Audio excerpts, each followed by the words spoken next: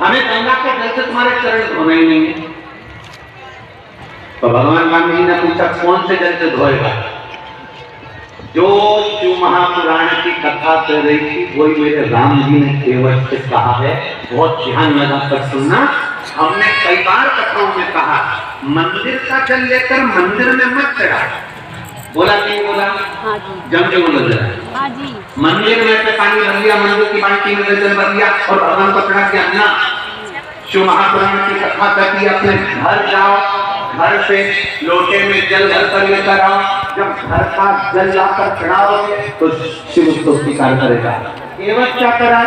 केवट ने कहा नहीं प्रभु, मैं गंगा जी के जल से तुम्हारे चरण नहीं छूऊंगा। तो फिर जल कहां से लाएगा? इतने में केवट कहता है कि मैं जल अपने घर से लेकर आऊंगा, अपने घर से। तो राम जी केवट पर हंसकर बोले तेरे घर में जो जल है वो कहाँ का? केवट बोला।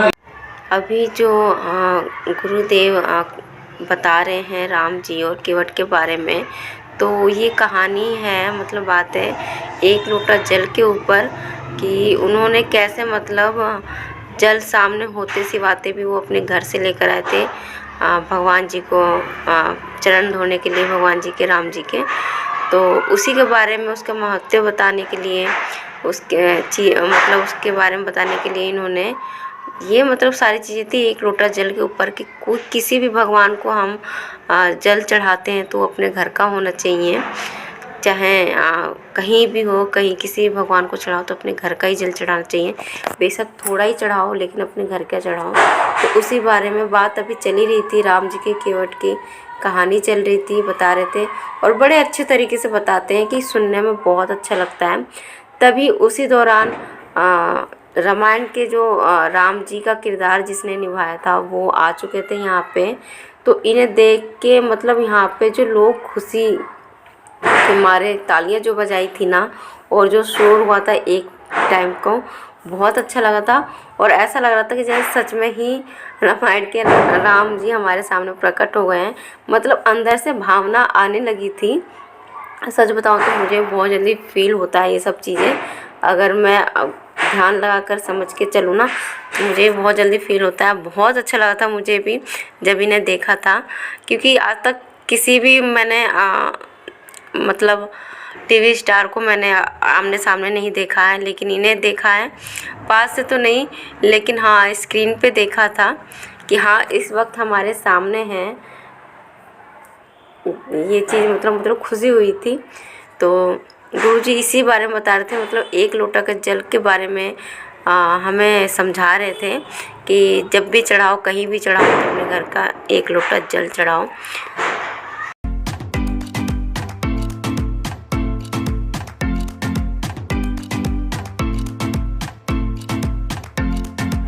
कथा पूरी हो चुकी थी और यहाँ हो रही थी आरती। तो मुझे लगता है 12 बज चुके थे, शायद 11:45 बज रहे थे और यहाँ पे आरती हो रही है।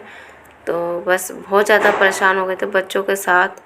कहीं भी जाओ तो थोड़े बच्चे बड़े हों, समझदार हो तो ही जाओ तो बढ़िया है, क्योंकि एक तो गर्मी और उसमें छोटे बच्चे बहुत ज़्यादा परेशान हो गए थे। और जिसकी वजह से अकेला इंसान रहता तो मैं शायद आगे भी जा सकती थी, पर बच्चों के साथ नहीं जा पाई। यहीं से हमने आरती वगैरह जो भी करना था हमने किया है, कथा सुनी है बस।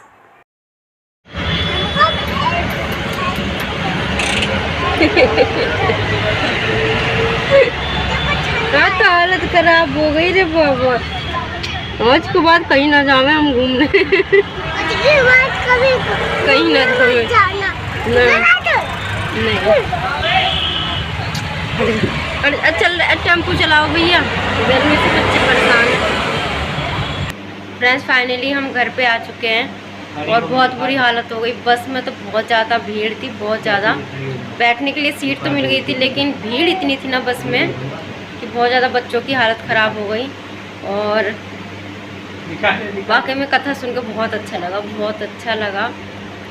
और बस थोड़ी बहुत कमी सी खल रही थी, तो स्टेज जो है ना, मतलब पंडित जी सामने से जो देखने की इच्छा थी मेरी, वो तो नहीं दिखे, लेकिन हाँ एलईडी जो सामने लग रही थी ना उसमें वो दिख रहे थे, तो वहीं देख रहे थे हम।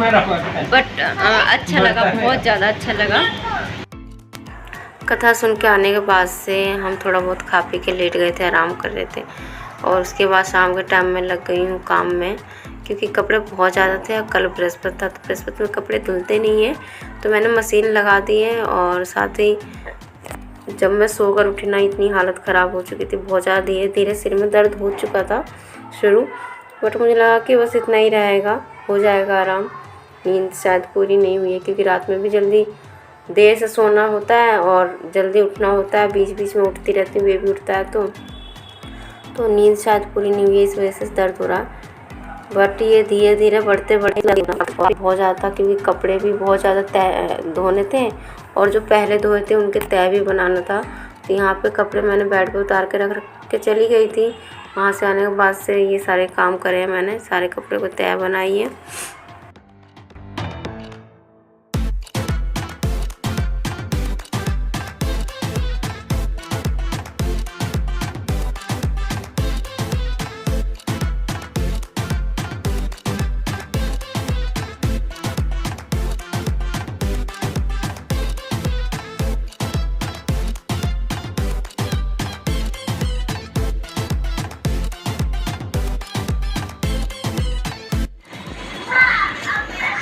सफ़र बहुत भारी पड़ जाता है हमें। इस कथा तो सुन ली, बट सिर में बहुत ज़्यादा दर्द हो रहा, बहुत ज़्यादा।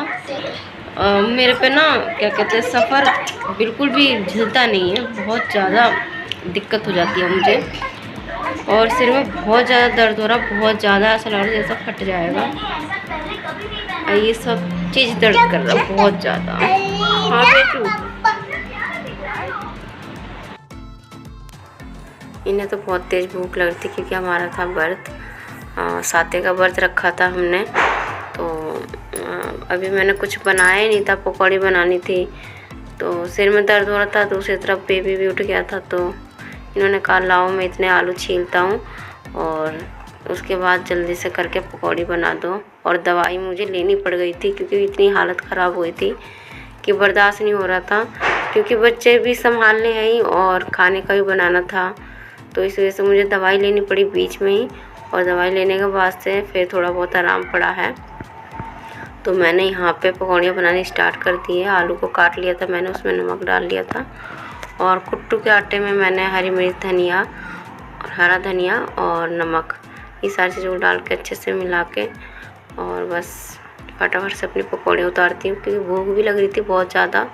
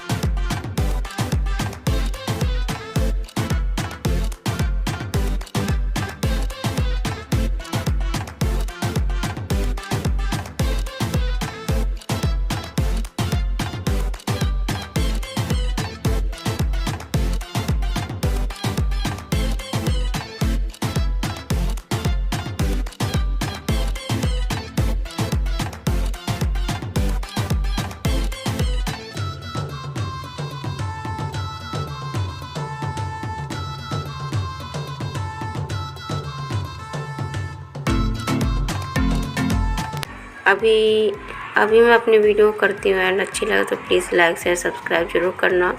मिलूँगी एक और नई वीडियो के साथ, तब तक के लिए नमस्ते।